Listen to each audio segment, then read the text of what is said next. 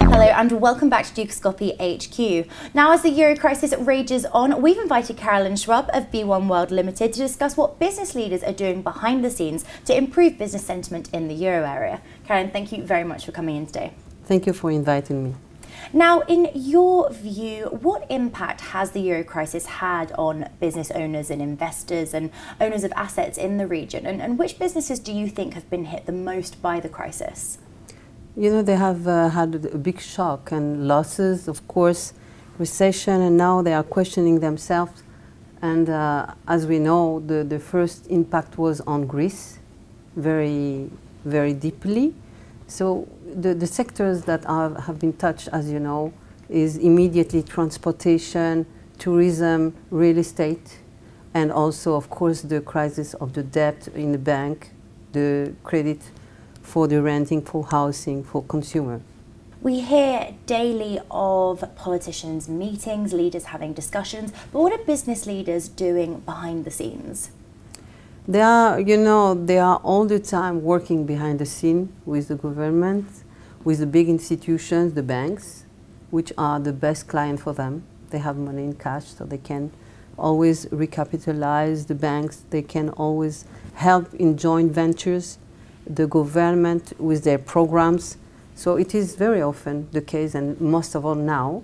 Like, for example, in Greece, they have big companies coming from Russia, coming from China, from Qatar, as you know. We heard about the 1 billion that Qatar has promised for the SMEs, the small and medium-sized enterprises enhancement in Greece. So all the time people are organizing and reorganizing themselves, like also with the UN, United Nations.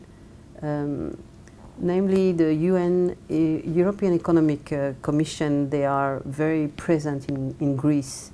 And now they are most of all also in Spain, Italy and Portugal, trying to help them. So our company has been invited to give some solutions, financial solutions, showing them how to reorganize their financial mentality also. You know, they have to change habits, they have to adopt new regulations, new task force.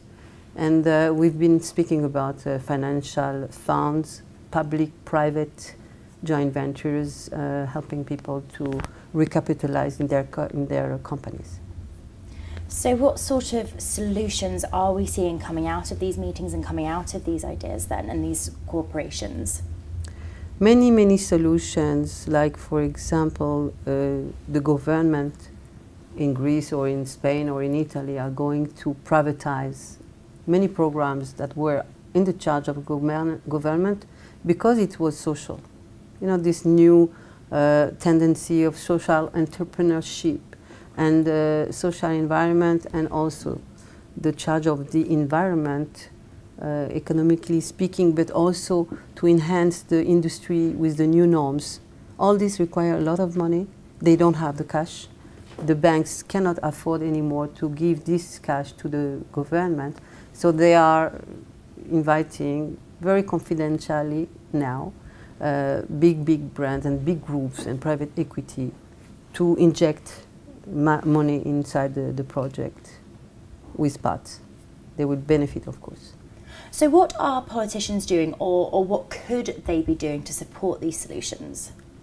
So normally, as you know, I'm from the background of the United Nations, from a specialized agency, and in my experience I saw many task forces between member states, taking back and updating international treaties, and also creating international alliance based on actual problems and future problems, like the future energies problems, that we will be having problems to give energy to all these 7 billion consumers around the world.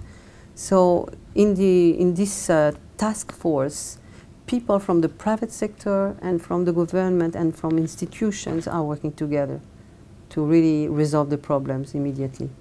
Karen, thank you so much for coming in. Always a pleasure to hear your comments. Thank you so much.